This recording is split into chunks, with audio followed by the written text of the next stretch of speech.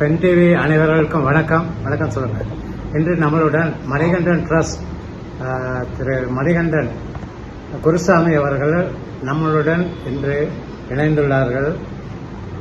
ஐயப்ப சுவாமி பற்றி ஒரு சில கருத்துக்கள், ஒரு சில நடைமுறைகள், விதிமுறைகள் பற்றி அவர் விரிவாக பென் டிவி நேயர்களுக்கு, எடிட் மீடியா நெட்வொர்க் நேயர்களுக்கு சொல்லுவார். என் பேர் பாத்தீங்கன்னா மணிகண்டன். ஐயப்பனுடைய பேர் தான். ஏன்னா ஐயப்பனால பிறந்தாலே என் பேர் வந்து மணிகண்டன் வச்சாங்க. அந்த பேர் தான் எல்லாமே இன்னை வரைக்கும் அந்த பேர் தான். இதை ஏன் சொல்ல வரேன்னா, நான் வந்து ஸ்ரீ கண்கண்டதையும் ஐயப்பா சேவா ட்ரஸ்ட் நான் வச்சிருக்கேன். இந்த கொரோனா டைம்ல இருந்து இது ஒரு 4 வருஷமா எல்லாருக்குமே ரோட்ல பிளாட்ஃபார்ம் இருக்கலாம் முடிஞ்ச உதவி செஞ்சுட்டு வரேன். இந்த உதவி செய்யறதுக்கான முதல் காரணம் கேட்டா அன்னதான பிரபு ஐயப்பன் தான். ஒரு நாள் கொரோனா டைம்ல பாத்தீங்கன்னா நான் வேலை இல்லாம சாதாரண ஒரு ஜிம் ட்ரெயினர் தான். நான் சாதாரணமா நான் வீட்டுல இது பண்ணும்போது என்னுடைய சிஷ்ய பிள்ளைங்க எல்லாமே வந்து எனக்கு சாப்பாட்டுல இருந்து அரிசி இருந்து எல்லாமே கொடுத்து உதவி பண்ணாங்க. அப்ப ஐயப்பன் தான் எங்க வீட்டு காவல் தெய்வம், குலதெய்வம், இஷ்டதெய்வம் எல்லாமே அவர் தான். அவர்கிட்ட நான் படுத்துனுக்கும் போது என்னை தட்டி எழுப்புறாரு. இந்த கை மட்டும் தான் கை தட்டுது. எழுப்புறாரு பகவான், உனக்கு நான் படி அளக்கிறேன், உனக்கு கீழே இருக்கிறவங்களுக்கு நீ வந்து பணிவிட செய்யணும்ல அப்படின்னு என்னை வந்து அவர் தட்டி எழுப்பும் போதுதான் எனக்கு ஒண்ணுமே புரியல. அவரை கையெழுத்து கும்பிட்டுட்டு பகவானே ஐயப்பான்ட்டு அப்பத்துல இருந்து எல்லாருக்குமே வந்து நம்மளால முடிஞ்சவங்க, நம்ம ஜிம்ல ட்ரைனிங் பண்ண அவங்களோட லிஸ்ட் எடுத்து அவங்க பேர்களெல்லாம் எழுதி அவங்களால முடிஞ்ச உதவி கொடுக்க சொன்னாங்க. ஒரு எண்ணெய், அரிசி, பருப்பு எல்லாமே வாங்கி கொடுத்தாங்க. எல்லாமே வாங்கி கொடுத்து 48 பேருக்கு மளிகை சாமான் வாங்கி கொடுத்தேன். கொரோனா டைம்ல 2021 எல்லாருக்கும் மளிகை சாமான் வாங்கி கொடுத்தேன் 48 பேருக்கு. அப்புறம் வீட்லயே சாப்பாடு செஞ்சு எல்லாமே பிளாட்ஃபார்ம் எல்லாருக்குமே காலையில ஈவினிங் எல்லாருக்குமே சாப்பாடு கொடுத்தேன். சாப்பாடு கொடுத்துட்டு எல்லாருக்குமே இது பண்ணிருந்தேன். சோசியல் ஒர்க்கா தான் பண்ணிருந்தேன். இதை வந்து பகவான் ஐயப்பனால தான் இது ஓபன் பண்ணது, யாராலையும் ஓபன் பண்ணது. ஏன் இதுக்கு வந்து நம்ம ஐயப்பனுடைய பேரை வைக்க கூடாதுன்றப்பதான் ஸ்ரீ கண்கண்டதையும் ஐயப்பா சேவா ட்ரஸ்ட் என்று இதை பதிவு செஞ்சு கவர்மெண்ட்ல முதலோட பதிவு செஞ்சு இன்னை வரைக்கும் உதவி, என்னால முடிஞ்ச உதவி ஏழை மக்களுக்கு இன்னை வரைக்கும் பண்ணி நிற்கிறேன். ஐயப்பன் மூலியமா நான் இல்ல, நான் வெறும் ஹீரோ பாத்தீங்கன்னா ஐயப்பன் தான். ஐயப்பனாலதான் இவ்வளவு விஷயங்கள் நான் பண்றேன். அப்ப இவ்வளவு நாள் இவ்வளவு பண்ணின்னு இருக்கேன்.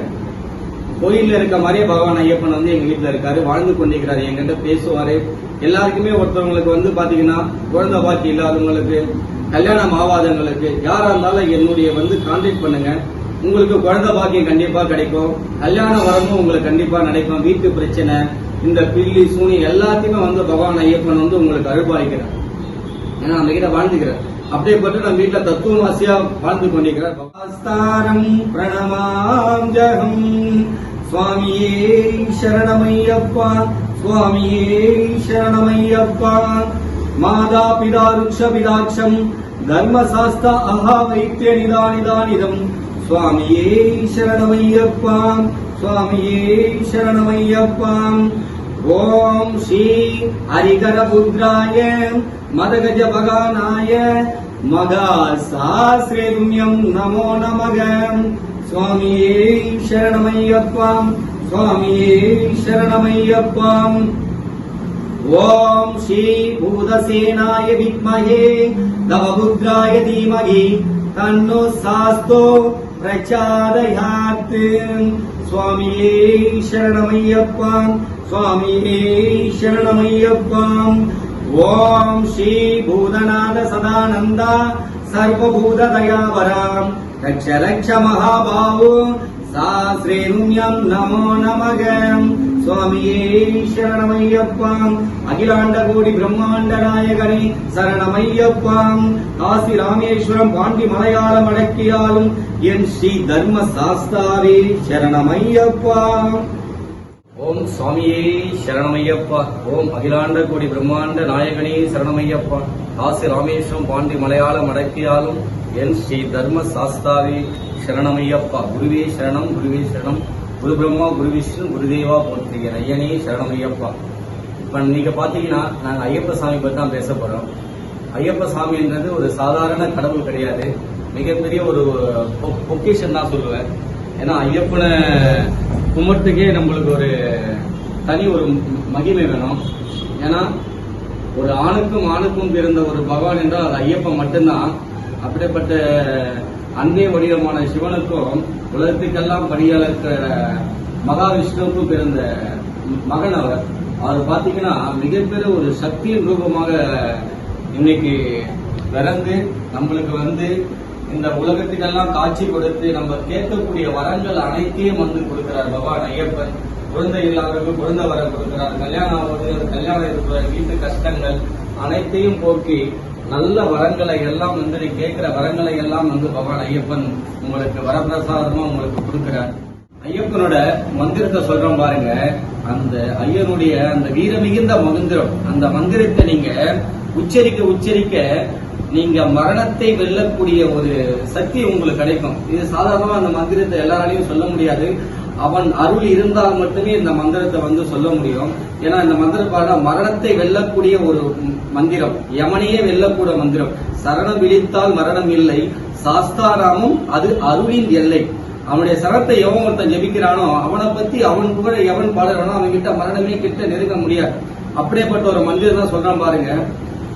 சுக்லாம் பரத விஷ்ணும் சசிவன்னம் சதபூஜம் பிரசவன்னதானம் சதாயோ விக்னோவசாந்தோயோம் மூஷிக வாகன மோதக அஸ்த சாமர கர்ண விலம்பீத சூத்ர வாமன ரூப மகேஸ்வர புத்திர விக்ன விநாயக உன் பாத நமஸ்தே.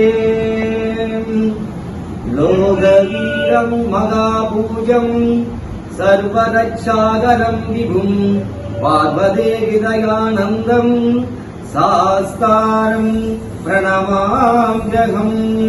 சுவாமியே சரணமையப்பா, சுவாமியே சரணமையப்பா.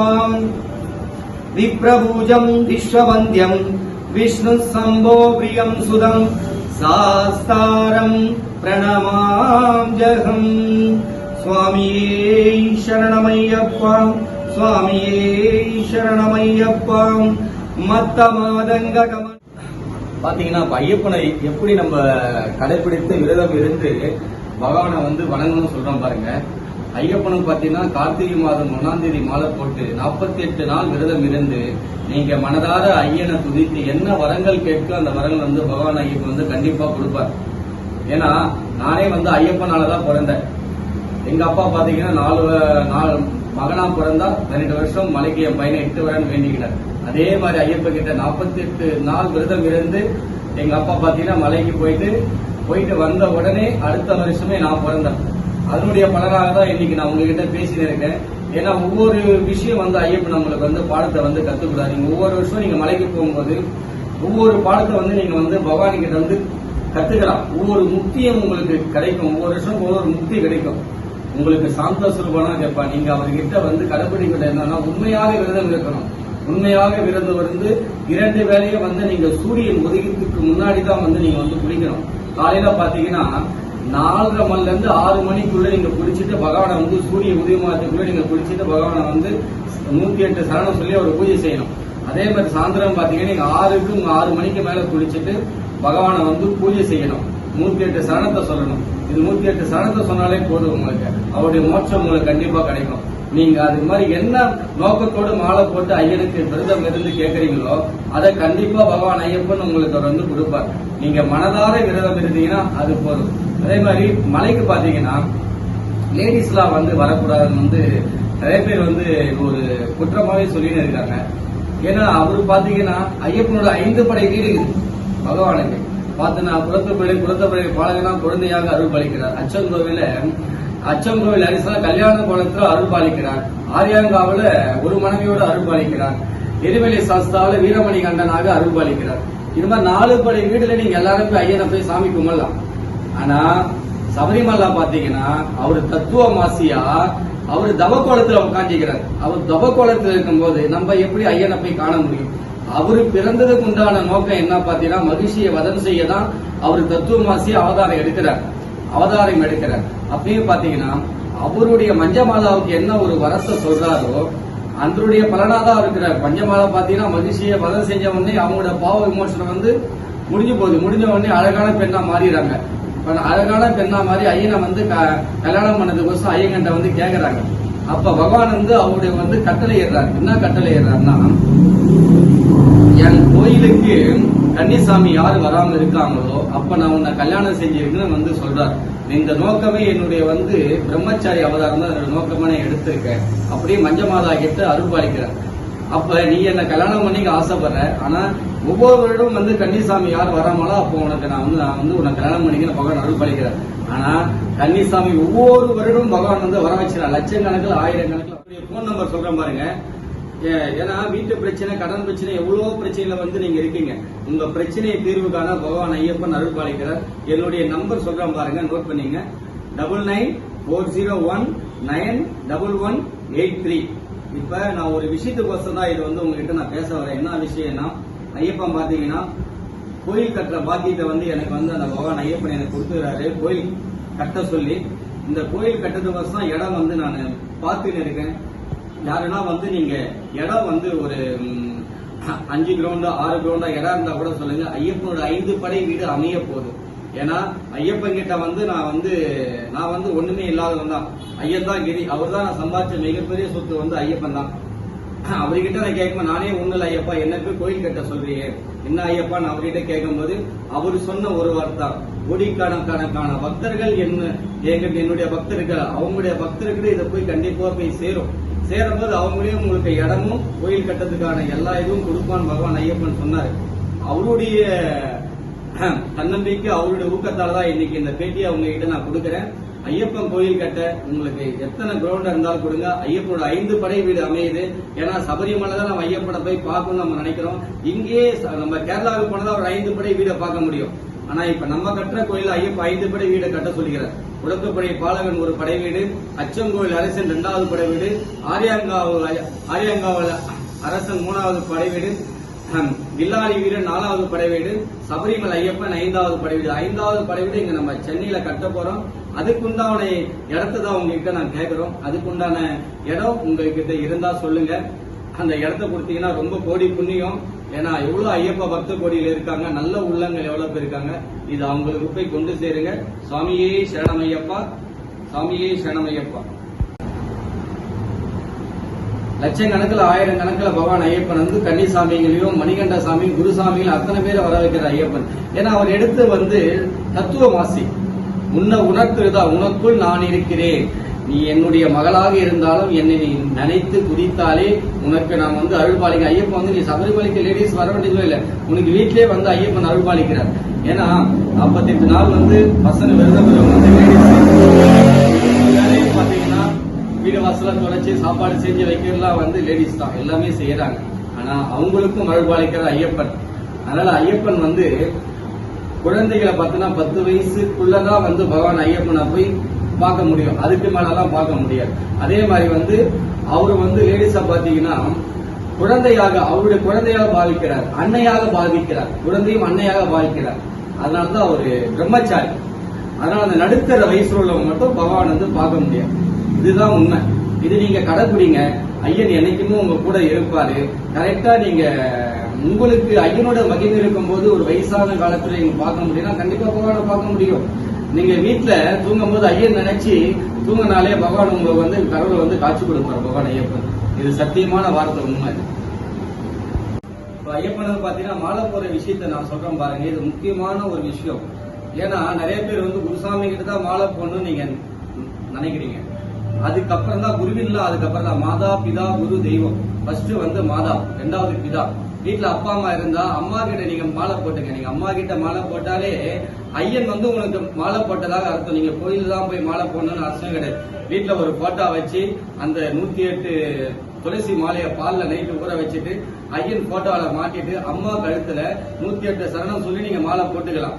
கோயில தான் போனோம், அங்கெல்லாம் போனோம் கிடையாது. அம்மா தாயின் சிறந்த கோயிலும் இல்லை, தந்தை சொல்மிக்க மந்திரம் இல்லை. இதை எங்க ஐயப்பன் துதித்த பாக்கு.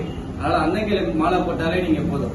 அதே மாதிரி மாலை போட்டுட்டு நீங்க வரும்போது ஐயனை துதிச்சுட்டு மாலை கேட்டது அதே அம்மா கையிலே கேட்டுக்கலாம். அம்மா அப்பா இல்லாதவங்க நீங்க கோயில்ல போய் நீங்க மாலை போட்டுக்கலாம். மாலை போட்டுக்கிட்டு அங்கேயே நீங்க கோயில்ல வந்துட்டு மாலையை கட்டிக்கலாம். அதனால எந்த ஒரு இதுவும் கிடையாது.